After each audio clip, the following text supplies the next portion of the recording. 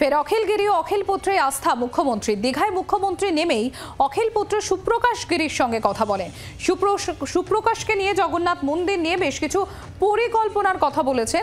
আসন্ন কাঁথি সমবায় ব্যাংকের নির্বাচনে অখিলগিরিকে বাড়তি দায়িত্ব। আর সম্প্রতি বিতর্কের মুখে কারামন্ত্রীর পদ থেকে সরানো হয় অখিলগিরিকে।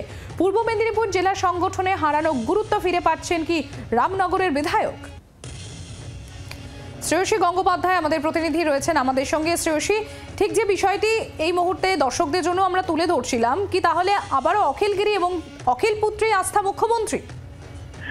দেখো, কার্যত গতকাল আমরা দেখেছিলাম যে পূর্ব মেদিনীপুর দিয়ে যখন বৈঠক করার কথা এক্ষেত্রে মুখ্যমন্ত্রী তিনি স্থির করেছিলেন, তখন কিন্তু সেক্ষেত্রে অখিলগিরিকে বলেছিলেন সমস্ত বিধায়কদের ডাকার জন্য। সেই বিষয়টা কিন্তু দেখেছিলাম আমরা। অন্যদিকে পাশাপাশি এটাও বলে রাখি যে এক্ষেত্রে আজকেও আমরা দেখলাম যে এক্ষেত্রে যখন মুখ্যমন্ত্রী তিনি নামলেন, তখন নামার পরেই কিন্তু কার্যত অন্যান্য যারা দলের যারা নেতারা ছিলেন বা সাংগঠনিক যারা সভাপতিরা ছিলেন তারা তো ছিলেন, কিন্তু পাশাপাশি দেখা যায় যে তিনি সুপ্রকাশকে দেখে তার সঙ্গে কথা বলেন।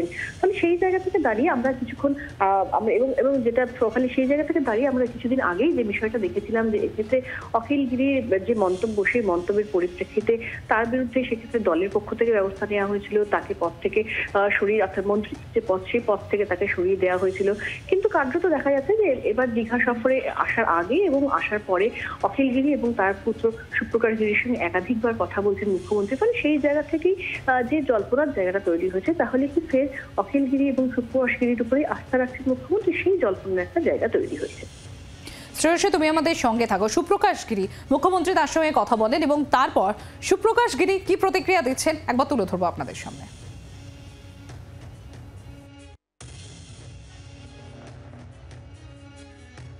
ছিলাম যে মমতা বন্দ্যোপাধ্যায় রাজ্যের মাননীয় মুখ্যমন্ত্রী, তিনি কখন দীঘার মাটিতে পা দেবেন, এই মুহূর্তে তিনি দীঘাতে পদার্পণ করেছেন এবং তিনি আমাদেরকে বলেছেন যে জগন্নাথ মন্দিরকে ভালো করে করতে হবে। বিশেষ করে আমাকে তিনি বললেন যে জগন্নাথ মন্দিরটাকে দেখে নিস, খুব ভালো করে সাজিয়েছে জগন্নাথ নিয়ে আমরা যা খবর পেয়েছি। আগামী দিনে অনেক কাজ আছে, সেই কাজগুলো তিনি ডিএমকে নির্দেশ দিয়েছেন আমাদেরকে সাথে নিয়ে দীঘার উন্নয়ন করতে হবে। দীঘা যাতে পর্যটক এসে জগন্নাথ মন্দিরে কোনো রকম অসুবিধা না পড়ে, মন্দির পরিদর্শন করতে অসুবিধা না হয়। বিভিন্ন রকম আছে, একটা বিভিন্ন রকম তিনি করবেন, কাজ করবেন, সেগুলোকে তিনি সরজমিনে কালকে দেখার পরে তিনি এই সিদ্ধান্ত নেবেন।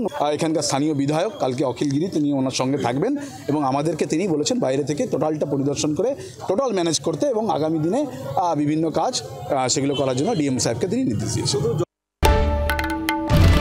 বাংলার আওয়াজ, বাঙালির আবেগ, জি 24 ঘন্টা।